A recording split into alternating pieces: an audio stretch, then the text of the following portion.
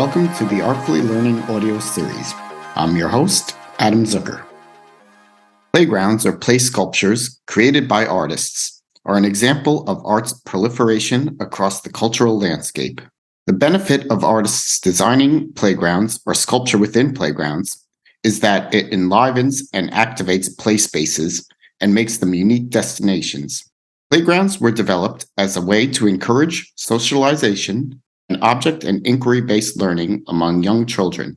They were part of Frederick Froebel's 19th century curriculum, which is still utilized in early childhood education today. Froebel developed the first organized kindergarten school in 1837 and also set in motion the use of designated outdoor play spaces as a resourceful setting for children to develop social, emotional, and cognitive qualities. These settings were called gymnasiums.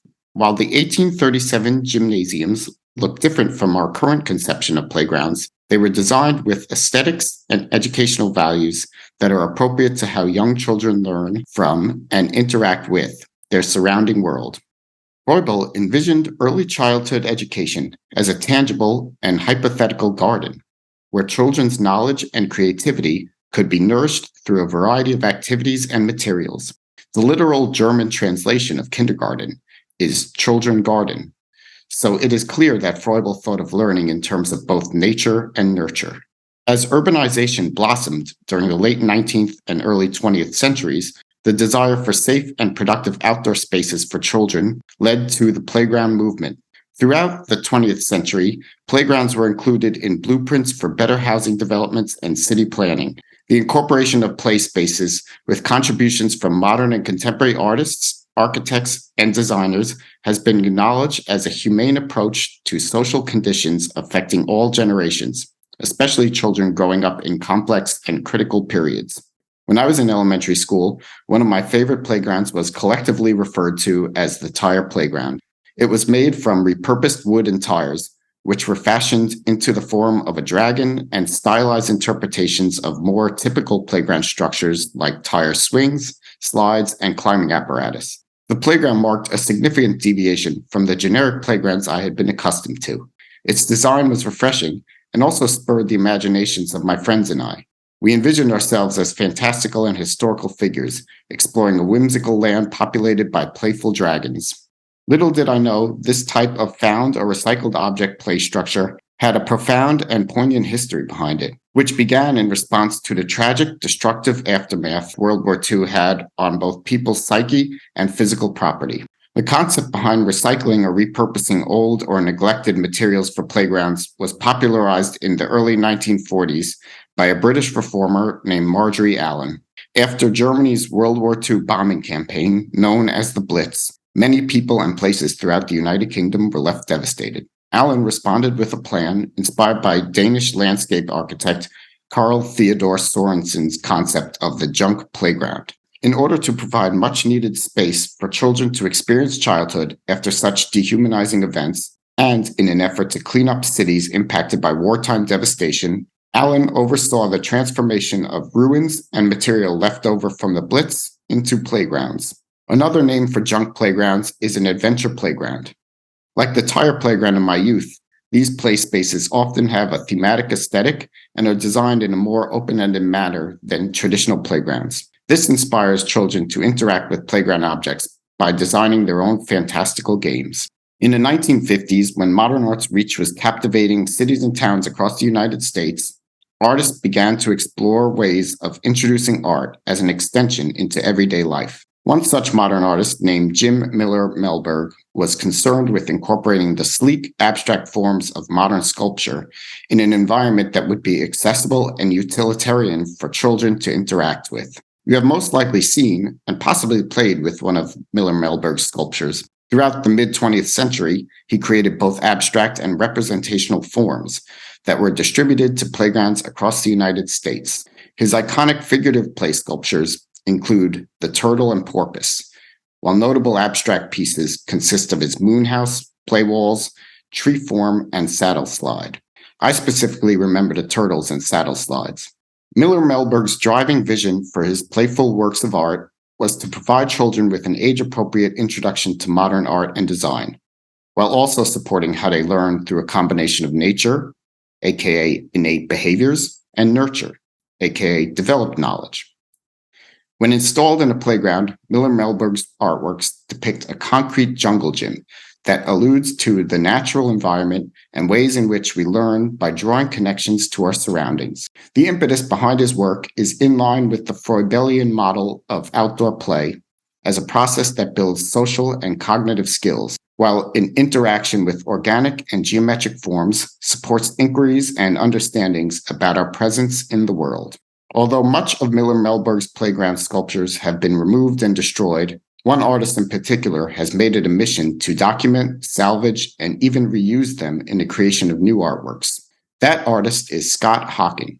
In this episode, I will be talking about artist-created playgrounds with Scott. Scott grew up in Detroit, Michigan, where playing among Jim Miller-Melberg's concrete playgrounds, as well as experiencing the decline of the auto industry and the proliferation of neglected materials and landfills, has left an impact on him and informed his artistic practice of using discarded and rundown materials to create new works of art. Oftentimes, his sculptures and installations evoke memories and feelings of childhood play. This is due to the fact that some of the forms he assembles in his work is sourced from material that had been used in modern playgrounds. There is also a very strong moral and ethical statement to the work he makes, because he is prompting us to consider the history of the land and our relationship to its massive transformation over time. So without further ado, I'd like to welcome Scott Hocking. Hey, Scott. How are you? Thanks for joining me on this. It's a pleasure to speak to you and have you on here because obviously it's a topic that I'm super interested in, play in general. Since we're going to be having a nostalgic conversation about the utilitarian artistry of playgrounds, which of course alludes to childhood, I'd like to start out by asking you about the earliest memories you have that prompted you to become an artist. I always like this question because artists always have unique takes on this. Everyone in general does, but I like to ask what were some of the earliest artistic experiences that you've had? Yeah, it's a great question, and it's an interesting one because I think when you're an artist and you're asked to do lectures, to talk about your work, the more you do that, the more you remember things. Sometimes you just remember things through telling stories, and then you think, holy shit, that's when this might have happened. And you start to make the connections yourself that you didn't remember just by having to talk about your work, to write about your work, to make statements. So I've discovered things over the years that have led me to think this must be where it started for me. I can tell you that really one of my earliest memories is that my dad was a car mechanic and he would take us to the junkyard. And I can remember knowing that we were going to be going to the junkyard because I have a visual memory of seeing out the car window the underpass on the freeway. And if it was blue, like if it was painted blue on the bridge girders, it meant we were going to the junkyard or we were almost there, which means I was young enough that I was probably in a car seat or whatever, like leaning back and like seeing. My view was not over the side of the window. My view was like an angle up out the window, looking at the underside of bridges. So I had to be really young. And that overall was a huge influence on me, was just being in these crazy junkyards of the 1970s and early 80s where Detroit, obviously an auto city, the junkyards were full of scrap from cars. My dad worked with cars, so he would go there for parts. And I think we were just allowed to wander through, dig through piles of rusted metal. I think that made a huge impression on me before I even knew what was happening. And you can see, at least I can see, how that's impacted the rest of my career as an artist. And then recently, I would say in the last 5 years, I had a recollection of what I would consider now to be my first artwork, which was, again, very working class. I wouldn't say poor, but lower middle class family. We were on the edge of poor. And I would go around, as a very young kid, I would go around and collect empty bottles because in Detroit, in Michigan, it's 10 cents for an empty bottle, like an empty beer bottle or an empty pop bottle. And that's money. So I would go around my neighborhood and dig through trash cans for empty bottles. When I got old enough to ride a bike, I would go further and look for empty bottles. But one of my earliest memories of an artwork was I would collect bottle caps and in some primitive way nail them to a board. So I remember I had this like old board, probably was a piece of plywood, like a square, that I was just nailing bottle caps to. If I found like a different root beer I didn't have, okay, that bottle cap went on there. So those two things, very early childhood things, I think are hilariously indicative of what I would do later. It's pretty clear that we all end up being attracted to and interested in the things we are based on a lot of early experiences in our lives. And so here I am. I'm 40. I'll be 48 tomorrow. Tomorrow's my birthday. Happy birthday. Yeah. Thanks, man. And you know, I make garbage art. I make artwork with found objects, and I try and recycle and reuse wasted materials. Makes a lot of sense. It does. The overarching topic we're talking about is playgrounds or play art, or the idea of play-based art. Growing up in Detroit, you had the opportunity to see the playground art of Jim Miller-Melberg, who maybe many of us don't know. I mean, I know him because I'm in the arts, but many of us outside of the arts and probably maybe outside of the Midwest aren't familiar with him specifically. But what was your first introduction to his work? And to follow that up, I'd also like to know about and learn about your journey going from a child playing amongst these artful structures to being an adult who documents and repurposes playful environments as original works of art. So Jim Miller-Melberg, I would say, is one of these people who no one knows about, even though you definitely know what he did.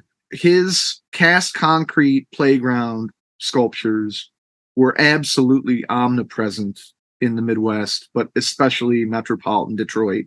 Metro Detroit, he had a stranglehold on every apartment complex, condominium complex, public park, any kind of playground around Metro Detroit had at some point a Jim Miller-Melberg concrete turtle or concrete porpoise. But then it got into these more abstract forms, like these forms that look like DNA double helixes or giant slices of Swiss cheese. So my earliest memories are playing on these things because they were everywhere. My mom she was at an apartment complex in the early 80s that had a selection of these concrete playground sculptures. There's photos of me playing on them. There's photos of us at the beach somewhere. They're on the beach. We're playing on them. I can vividly remember the feeling, like a lot of 1970s and 80s playground toys. I can remember the feeling of like scuffing my knees on them or getting, in some way bruised or wounded from them because they're concrete. And in a lot of cases, they weren't smooth. They were kind of textured, like a little bit of texture to them. So yeah, they were really, again, omnipresent to most people who grew up around here. And Jim Miller-Melberg was based in South Lyon, which is a suburb of Detroit. So it makes sense. But he was so successful in the 60s and 70s and 80s that he was making these sculptures for playgrounds and parks nationwide, and in some cases, other countries. But you can definitely find examples all over the country. There's really great examples in the desert Southwest because just like cars, things survive better down there without the snow and the ice and the salt. So yeah, I, like a lot of people, was very familiar with these things, but I didn't really think that much.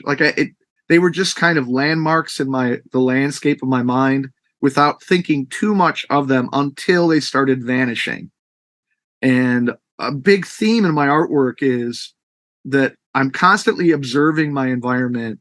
And when it clicks on me that something is unique or an anomaly or vanishing, disappearing, then something kicks in, and I become more interested in, all right, what's going on here? What's the history here?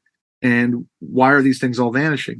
So whether that be signs or hand painted lettering that's vanished from the decades before where that was a thing, to boats being dumped on the streets of Detroit, I am interested in things that I feel like are these anomalous and possibly intriguing vanishing things. So I started noticing that Jim's concrete place sculptures were being taken out of parks, but very unceremoniously. Like I'd drive by in Detroit. Many years ago in Detroit, they started shrinking the park system down. So they were literally eliminating parks because they couldn't afford to maintain them. If you're familiar with Detroit and bankruptcy and the city and its problems, that won't be a surprise to you.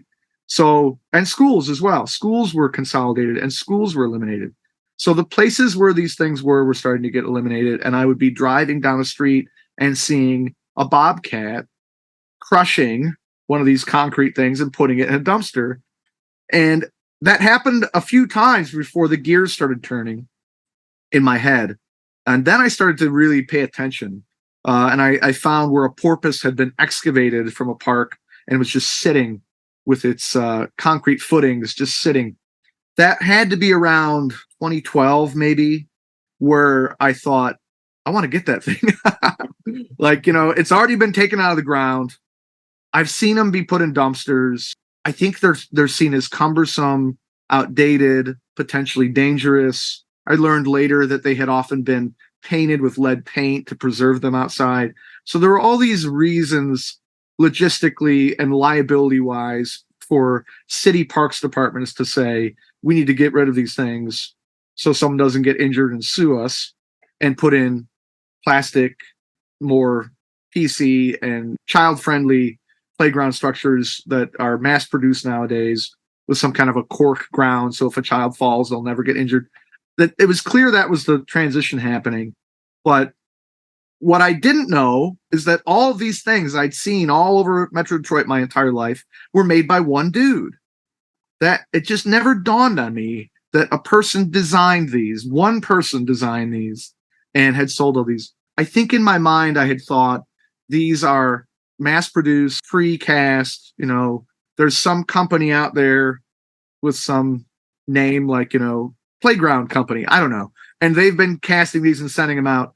It never dawned on me that one person was behind all this. So when I went down the rabbit hole and started researching and found this out, it just became a whole different thing for me. Suddenly it became a project. It became like the light bulb went off, and now it became, all right, I want to learn all about this, because these are not just a mass manufactured object that was designed in some kind of a computer program. This is a person's artwork that they conceived of and created and had a lot of success for decades ago and had been largely forgotten. To me, all that was interesting. So I started documenting. Anytime I started researching, where are they still left? Photographing them became a photo series. I reached out to friends and acquaintances to find out if Jim Miller-Melberg was still alive. He was. Somebody I knew eventually put me in contact with him. I visited him. We became fast friends. I learned a lot from him personally. I learned a lot from his relatives, his friends. It became a bit of an obsession. And I would say another theme in my work is that I go with my gut, and my gut was telling me that I needed to be urgent about this. So it wasn't like anyone was paying me to do this, but suddenly I became urgently obsessed with documenting as many as I could, trying to save as many as I could before they got destroyed, and getting to know Jim and getting any information. I became close enough that I was invited to his wake when he died. And that was a very personal, interesting experience. A lot of close friends were there and family. They had drawings and sketches of his out on a big table for us all to look through. And then they offered that we could take ephemera for our own memory and collection if we wanted. I actually felt a little bit like this should all go to a museum, but I did take one drawing. But I put the family in contact with Cranbrook Art Museum. So Cranbrook, Jim Miller-Melberg went to Cranbrook, which is a major institution in Metro Detroit, major international art museum and art school graduate program. He went to University of Michigan. He taught. He was a very prominent figure at a point before I was born, really. So there's something really interesting about that to me too, how no matter your success in life, you never know, you might become this obscure artifact that no one knows about at some point. So partly I became really interesting to me also, not only to try and save these but also to kind of promote the importance of it and talk about it and put it out there so that other people can go, hey, who the fuck made this turtle? And go and then find me or find somebody and learn more. And I do feel like a lot of people have found out about Jim through me because they're Googling, and my series of his work comes up on Google pretty quickly. So I'm always thrilled to talk to people about it, because I do feel like even though it's becoming more well known that this actually has a place in mid-century modern sculpture and playground design, and as I'm sure we're going to talk about, a trend in playground design and adventure playgrounds that was very prominent at that time, but it kind of faded away, and I think people are starting to get interested in it again. It's clearly coming back. So yeah, right now my main mission right now is anytime I see ones that are in areas where they're neglected, maybe it's abandoned school, maybe it's a park that's neglected, maybe it's a circumstance where you can see that it's inevitable that they're going to be destroyed or eliminated, that I try and contact people and try and save them. With parks programs, that's been almost a complete failure. In, I would say, 99% of the times where I've tried to work with a park program, they will find every reason to not let me save them. And I'm sure a big part of that is liability. They're afraid that I'm going to try and remove this thing and then somehow I'll get crushed or someone will get injured and they'll be on the hook. But I think a big percentage of it is also they just don't care. They just don't care, and it's not worth their time. They don't care. It's easier for them just to get rid of this shit. So I keep attempting, but I've failed a lot.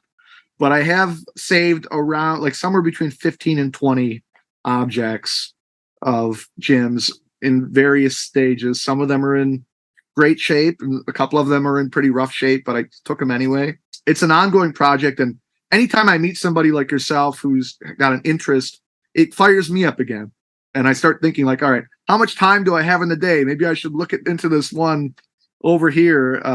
They are definitely still vanishing, but I have a giant map of where they are in Metro Detroit. I've got ones located all over the country that people have sent me images of that are kind of on my, just somewhere rattling around on my potential list. And yeah, it's going to be, eventually, the idea is eventually to have a memorial sculpture park to try and bypass the liability of it being a playground park. The idea is that it will be a sculpture park. So you're not supposed to climb on sculptures. So you weren't supposed to climb on them. So you can't sue us if you got injured, but dedicated to any and all playground sculptures, whether they're Jim Miller-Melbergs or David Aaron's or Freeberg's or anybody from that era that has something that I could potentially save, but to make some kind of a sculpture park where these things are preserved. And that's the grand goal. I've applied for grants for that. And I have friends who are interested space-wise.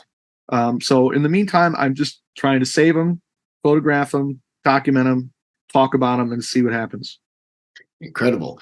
Yeah, you talked about something that I wanted to discuss. Obviously, you mentioned that the idea of adventure playgrounds, also called junk playgrounds after World War II, from the rubble and other debris caused by bombing and just general wartime stuff. So there's a definite connection that I wanted to make and discuss with you about the way you repurpose discarded materials like you were describing. and also work within neglected sites throughout your city in a manner that's in this dialogue with the history of modern playgrounds, starting from that junk playground to, I mean, today the junk playgrounds, they still exist, but as you say, due to liability reasons, they've had to go plastic or whatever. I mean, and, even with Miller-Melberg's work, I know in San Francisco, they've sort of revitalized them and maybe recast them in a way that they're safer, I guess. I mean, I haven't seen them myself, but I remember reading about how his work in some parks out west have been preserved with these new playgrounds. So the juxtaposition between that new plastic adventure playground and the old school modernist adventure playground, where it's all about actual texture, which is a amazing thing too. Like to lose that texture, it's unfortunate, because I remember playing on equipment, getting splinters, getting cut. You think nothing of it. It's fun. And when you're young too, obviously you get right back up. And it's a great way to just interact and learn through texture. I remember one of the features at a lot of playgrounds, and this is definitely part of that same era, and there are still parks where these exist, but most anything that's metal is, in a lot of cases, it's rusted to a degree where it might not be salvageable, but there are some metal, but there were just such a variety of different shapes of metal bars that you would climb on. And I remember some of them were just pipes. It would just be like a pipe that's this tall, and now a pipe that's that tall, and you could hang from it, or you could get on top. You could fall. You could definitely fall. But it was just a series of pipes that you'd swing from, like nothing fancy at all. It's an amazing way of thinking about design. I mean, just the junk playgrounds that you mentioned, I'm glad you brought that up, because I wanted to talk with you about your own work and how you also mentioned what you were thinking of doing with Jim's sculptures to revitalize them or to represent them as a sculpture park. I think that's the interesting thing about art and playgrounds, and why it makes sense that artists have made playground equipment, because it's very sculptural, but also the whole idea of separating the art from purpose. That's also like a theoretical thing that we talk about a lot of times, like art for art's sake. But it's interesting too, because modernism was a time when they were trying to blur those boundaries and really just make art something that we can interact with. And it's really interesting. Your work comments on both those aspects. The nostalgia around that idea of when playground equipment or other design around the urban environment had this utilitarian purpose. They wanted it to look good, so they hired artists to make it and make it attractive and inviting and also interactive. One of your bodies of work that I love for many reasons, I also think it's one of the best art puns that I've ever heard. Title-wise, I'm sure you know what which one I'm talking about. The 17 Shitty Mountains, which was an installation you made in, I believe, 2018, and then again in 2019, as site-specific installations through assembling discarded concrete sewer pipes and other large debris you source from abandoned water and sewage facilities. So when they were installed in the empty lot, the first iteration, it looked like relics from post-apocalyptic civilizations, perhaps maybe a former playground if like 20 years from now, or I mean, even in its state when you displayed it, it really just looked like, when you watch these post-apocalyptic shows, it's like you're coming across this place. It's like, what was this, a former playground, perhaps? Right. And then later, you painted some of these structures in this bright fluorescent day glow color, and they started to really resemble playgrounds then, even more so. And definitely, I see something that looks like remnants of a turtle play sculpture in one of those installations. So you were talking about how you did successfully, I guess, take one of those Miller-Melberg turtles for one of the installations of 17 Shitty Mountains. It'd be great to hear more and learn more about what your initial concept behind that was, and in general, what role play has in your process from start to finish. It's a great tie-in to all of this, because it really was very commonplace to have sewer pipes in playgrounds, especially when I was a kid. There must have been an abundance of them, but or maybe it was, again, repurposing wasted material, but it wasn't uncommon to have giant sewer pipes that were kind of, not half buried, but like a little bit sunk into the ground. but you could climb on them. You could climb through them. Giant tires, like a tractor tire that you're just going to play on at the playground. It's half buried in the ground. Those things were very common at playgrounds, and you can still today find playgrounds where there are concrete cylinders that you may or may not know, but they were probably sewer pipes originally designed for that. So again, it's using these discarded materials in a way, like you said, that was very common post-war, because there was a dearth of some things and a surplus of other things. So yeah, the 17 Shitty Mountains project came about, like a lot of my projects, because there was an abundance of wasted material abandoned behind a former water and sewage plant in Detroit that had been there for years. And this wasted material were all of the different cast concrete sewer pipes or things related to the water and sewage underground systems, the infrastructures that were never used, or maybe they were defective or broken, but the city left them behind. And in Detroit, you drive around long enough and you'll see these things sitting in vacant lots where maybe 20 years ago they were supposed to install something underground, and maybe it was the wrong one and they left it on the vacant lot and they never picked it up.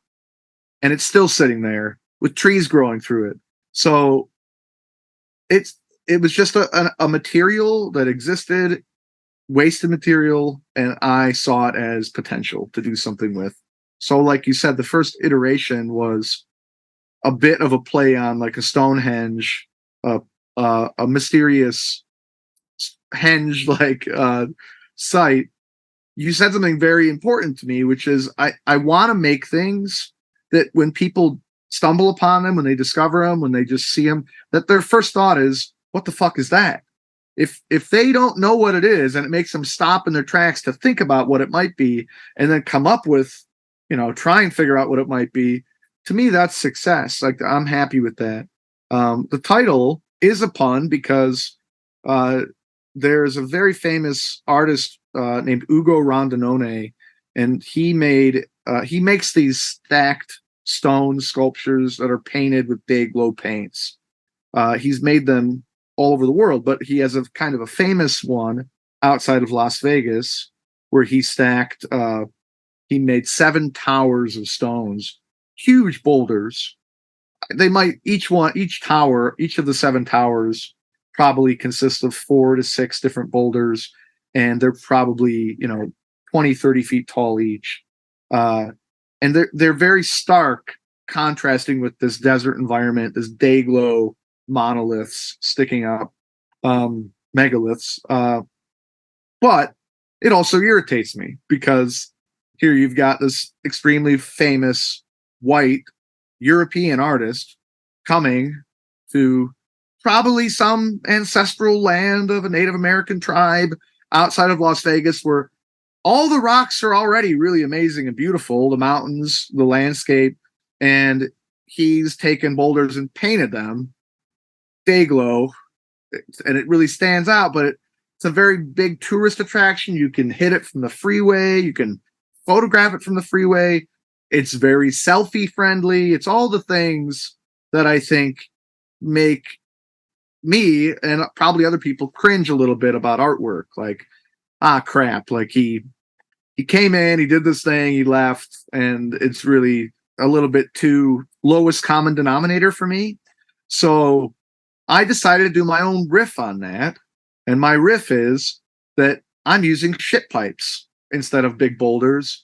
And instead of 7 magic mountains, I've made 17 shitty mountains. So I've stuck with the name, even though in some cases it's not 17. In fact, the original one, I counted later and it turns out there were 18, but who's counting? I decided 17 sounded better. And there's still remnants of them all around. Once that installation was done, most of them I put back to where they were and just left them. Some are like still painted and decaying. Some are still stacked. But they're all on vacant lots that are owned by the city. They're still neglected, still wasting away. And so in a way, I took the garbage left behind, made some artwork out of it, moved it around, and put it back. And it's just I like interjected myself in the life cycle of these things. But yeah, I mean, they were definitely playful in a lot of ways. There was one that sold. It's a kind of a massive one that was in the center of the gallery, painted day glow, orange, yellow, and red. And it's very climbable. You can go on the inside of it. There's a hole for you to stick your head through. There's a lot of similarities to it and a lot of the playground structures we're talking about. And that is the one that sold, and it is on someone's property. I found out later when the crane operator moved it that it weighed about 20,000 pounds. Wow. Which, yeah. I've also through this, speaking of heavy things, I mean, the Jim Miller-Melberg cast concrete pieces are not light. And that's another reason why they don't get saved, is because people don't understand how to move things that are that heavy.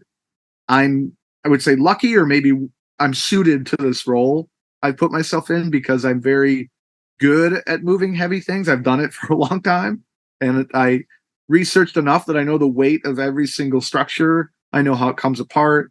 I know if there's footings, how to remove the footings. I have a guy in town who I rent a flatbed truck from. Like I have a friend who has a jib crane hoist. I have it figured out how I can acquire them and move them. And I think a lot of other people have no idea how heavy these things are and see them as a huge cumbersome thing that they need to hire a demo crew to get rid of because they don't know how to deal with it otherwise. So yeah, for me, that there's a playfulness to a lot of my work. There's a lot of tongue-in-cheek qualities. I have very deep philosophical, mythological, mystical, spiritual ideas, but I also don't take myself too seriously. I think that, I don't know, the world is kind of so ridiculous sometimes that you have to kind of laugh. So to me, that there's nothing wrong with a balance between seriousness and playfulness. And what else describes that better than having very important, serious, mid-century modern artists design and conceptualize sculptures to be interacted with in a playful way? Like it, to me, that kind of synopsizes it. Like the more abstract sculptures by Jim Miller-Melberg, I mean, to me, they're like abstract art. They're deep. Like they look like something he came up with on an acid trip. I don't know if you ever saw the Hudsucker Proxy, but in the Hudsucker Proxy, which is a Coen Brothers movie, the famous scene is that Tim Robbins, he comes into Paul Newman's office with a drawing of a circle, and he shows it to him and says, for kids. Yeah. And the drawing is a hula hoop. So I don't know. Like I've seen a lot of Jim's sketches. I have one. I've seen a lot of his little clay models. Like they look a lot like things I came up with when I was deep on hallucinogens and I was like almost making cellular sculpture ideas. So it doesn't surprise me that a lot of these forms and shapes came on the heels or in the midst of the 60s, a certain time in culture and the arts and American history that would make sense to make these kind of far out abstract sculptures for kids to play on. And I that appeals to me, and I think I still try and do it with whatever I find. So you mentioned like the seriousness and playfulness that makes sense for artists to be creating these structures. And especially during that time, right after the war, where people are looking in general for an escape. Yeah. And to do something that takes their minds off of and diverts the damage, both emotionally and physically, that really destructive aspect of society. So one way of escaping was clearly those junk playgrounds. And like we spoke about, how that was such a profound artistic, but also pedagogical revelation. I mean, that whole aspect too is very playful. It's what kids do on the playground. We make up games, and part of it's inspired by the environment that's already there. So having these artists creating these structures prompts our imagination in some way. It allows us to have these open-ended relationships with the materials. And I think that's really what is amazing about playground art in general. It's just that relationship with object and environment and in our sense of imagination. All those things combined, it's the artistic process in a nutshell. That's why it just makes a whole lot of sense for artwork and playgrounds to be incorporated with one another. It's one of those relationships, I think, that when you take it out of the equation, yeah, it's sad, because then you get those generic uniform design that just doesn't inspire anything. It's just, we don't have that imagination anymore in terms of what we design. So, I definitely think you're prompting us to consider the history of the land and a relationship to its massive transformation over time. But you mentioned one of the issues with public art is that it becomes sort of an invasive species, and it's been many times accused of co-opting space and coming into a community and disrupting the landscape. Or, you mentioned that it's on indigenous land. Anywhere, everywhere is indigenous land here, but sometimes when we're putting a work of art in a community or in nature, we don't think in terms of what we're displacing and how, if we're creating something just for art's sake, what's the point? It's distracting us from actually looking at the beautiful landscape. Your work is making this comment on the ethical nature of art. You're not creating new objects. You're repurposing these objects here. So they're already there and they're already decaying. And at this point, they've been such a part of the fabric of the community and have been a part of many people's childhood and development over the years. And people have learned from it and experienced joy from it. And it sounded like when your work was installed, people could look through it and interact with it, and it invites play. Everyone loves to climb on sculptures. I really love that aspect in your work. And if you could talk about your art in the framework of both play and preservation and some of those key messages. I know you definitely touched on it a lot, but it seems like it's just such a important thing to talk about now in terms of our environment. Yeah, there's a lot of things you touched on there. One of them is that the work, the 17 Shitty Mountain works that still exist are in an area of Detroit called Eastern Market, and Eastern Market gets a ton of action on the Saturday and Sunday, pretty much all year, but specifically for the market itself. People come and there's a big farmers market. And then during football season, people tailgate there. And there's biking paths and there's restaurants and people live there. And so the ones that are still there, they've been there since 2019. So now it's going on 4 years. They get a lot of action. And even though the paint is just decaying off and they're looking more and more like their rustic, like decaying concrete, shitty selves than they did when they were painted. People climb up into them. People sit in them, climb through them. I get tagged on Instagram. People do their wedding photos at them. Like, it is pretty funny to see how people interact with them.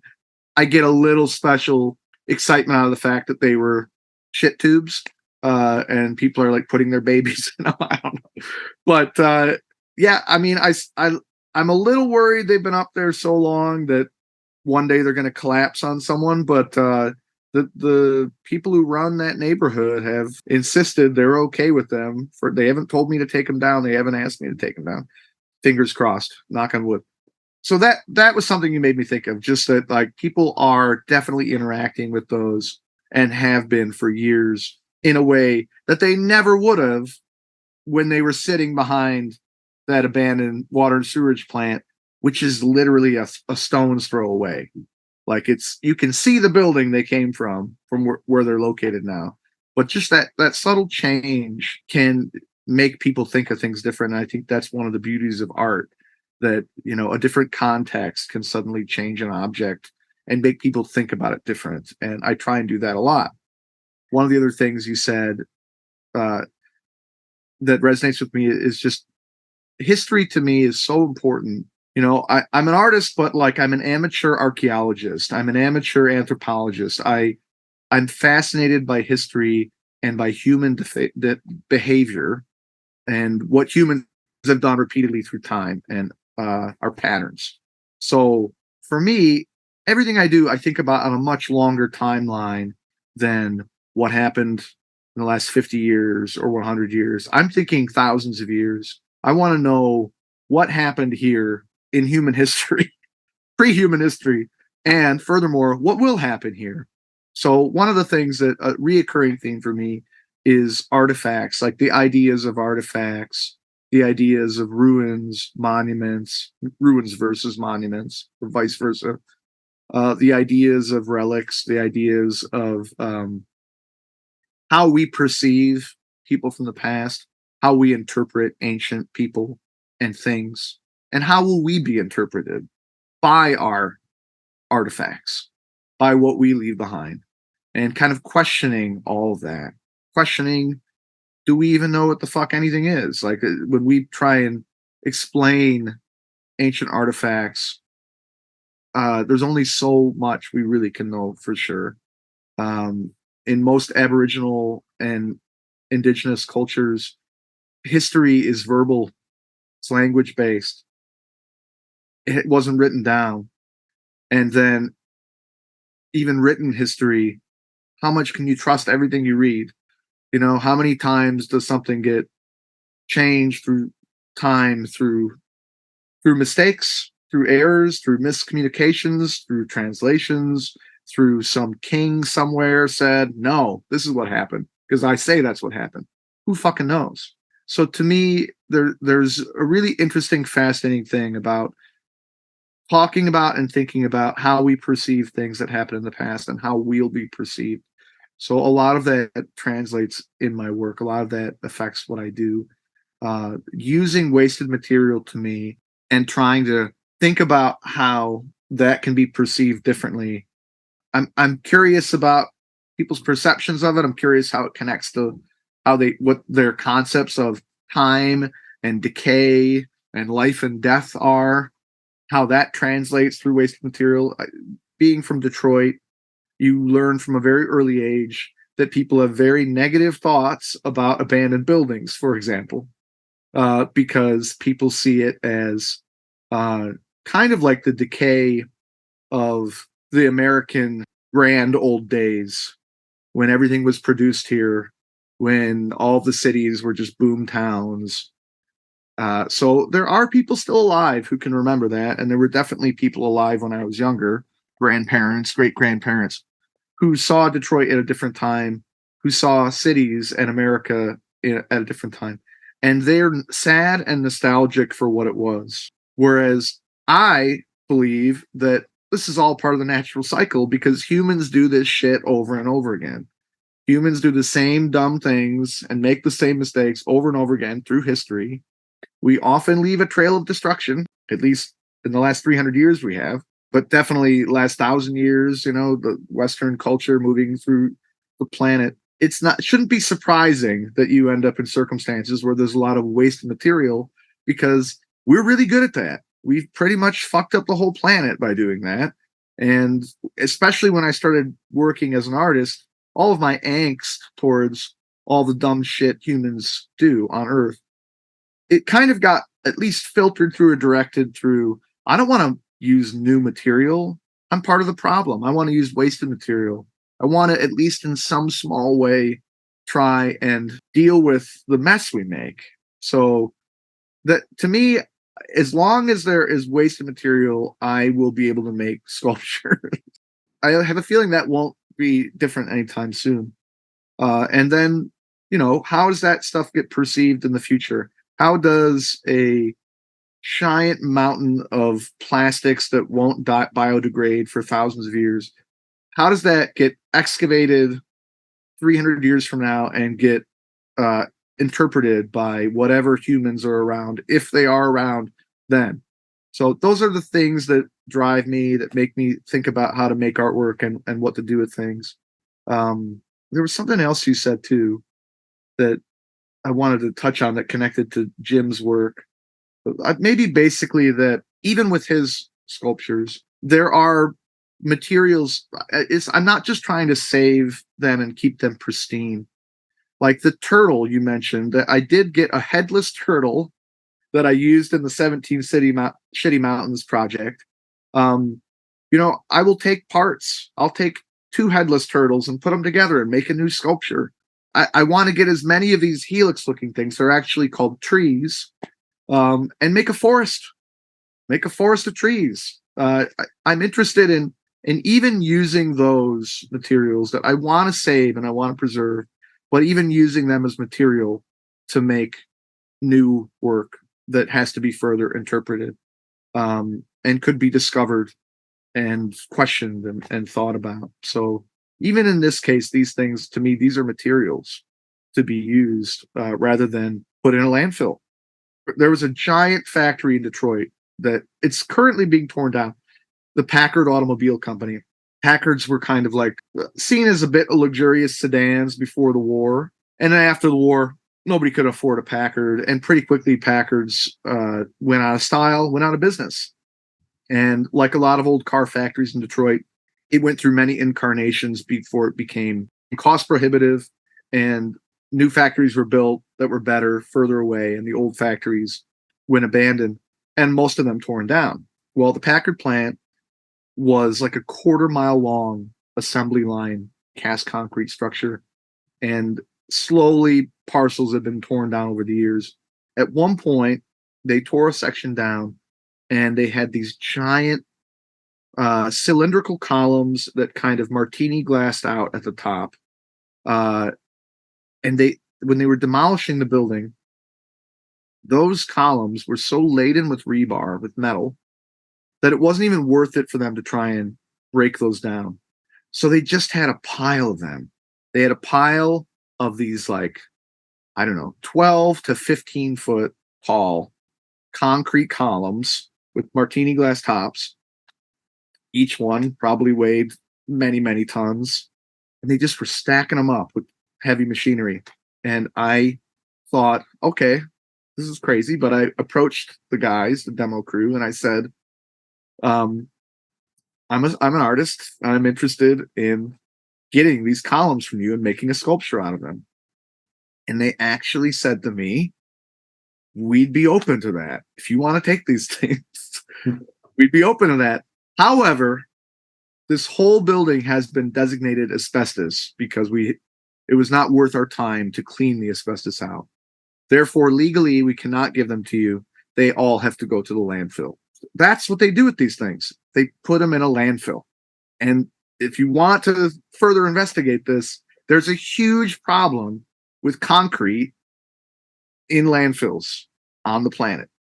They do not know what to do with all the concrete that gets from demolishing buildings, roads, whatever, bridges. There is a earth-wide problem with disposing of concrete.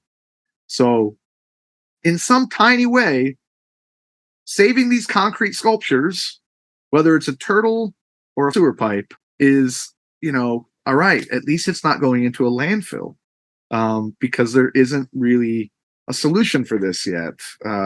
It's just a reoccurring theme for me. Try to use in some little way that one person can do on this planet. We all know that recycling is kind of a scam. Sadly, we've learned that. Not that it's terribly surprising, but there are ways that we each can try and do our part. And my little way is try and use wasted material, try and save things rather than build new things.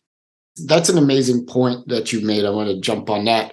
The core of art and art education is to get us thinking about that kind of thing, what you've just described.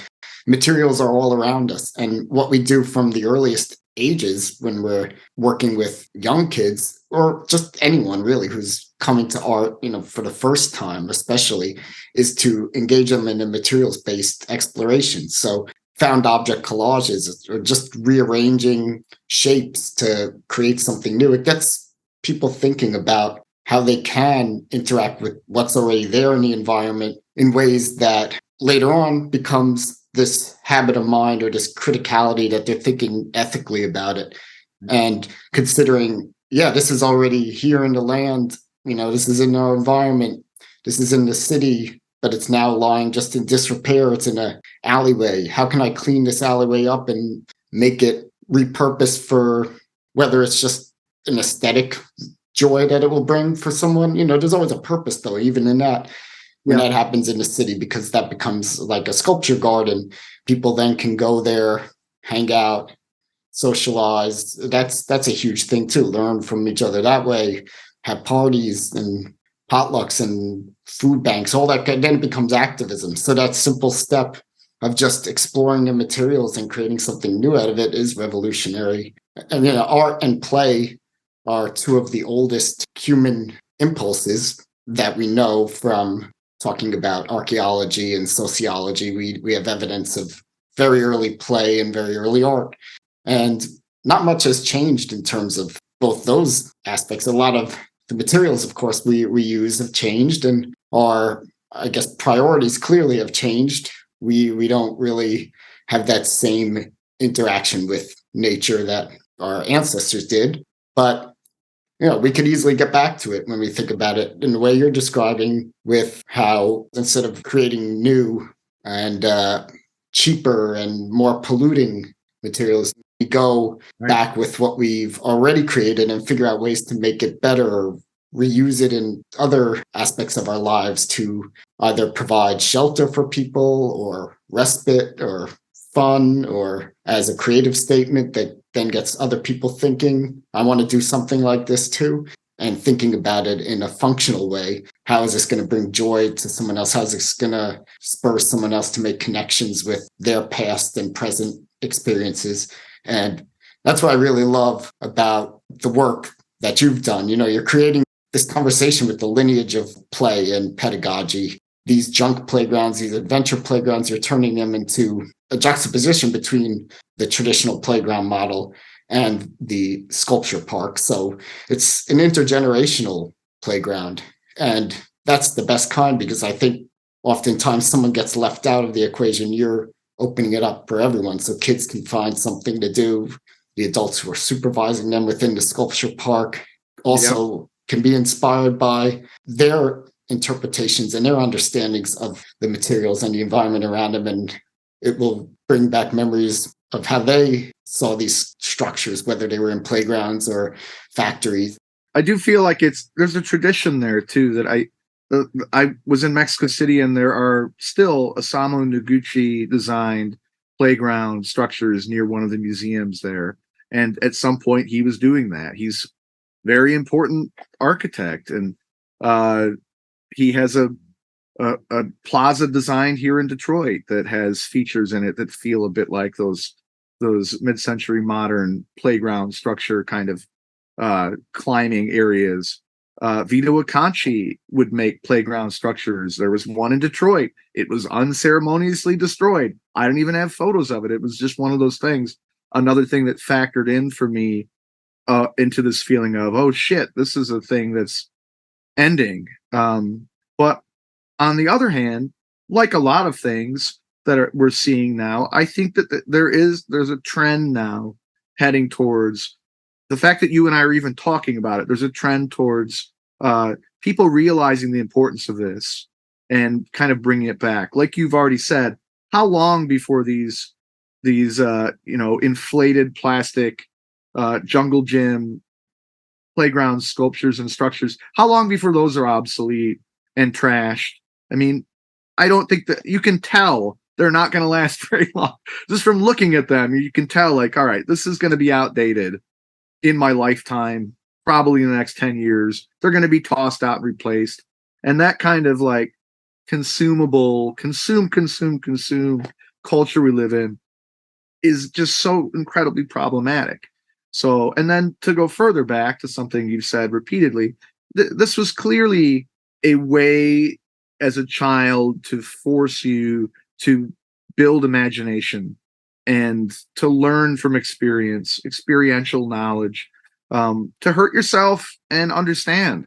Really all those things that were as simple as climbing a tree and understanding that was play, but also you had to be careful, you could get injured, but you'd have to invent ideas. Like that kind of imaginative process is super important.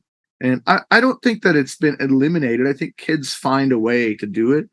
But I do think I've heard lots of people talk about adventure playgrounds.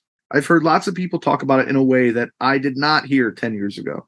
And I do think we're trending towards the realization that, oh, this could be good for kids to like be a kid with a board and a hammer and figure out how to do something. Like you've seen them as much as I had, all the photos documenting adventure playgrounds, and there's kids with saws and they're building things. I mean, we would never let them do that now. And I think that is problematic. But I also wanted to say, because I remembered it while we were talking, that there's a really great abandoned Richard Datner playground in Detroit, which when you find it, it just looks like it's like a vacant lot with concrete between two pyramids, and no evidence or no indication of why there's two pyramids and a vacant lot. And like one of them looks like it has a moat around it, and when I first found that, I think that also drove me down some kind of a rabbit hole of what in the world.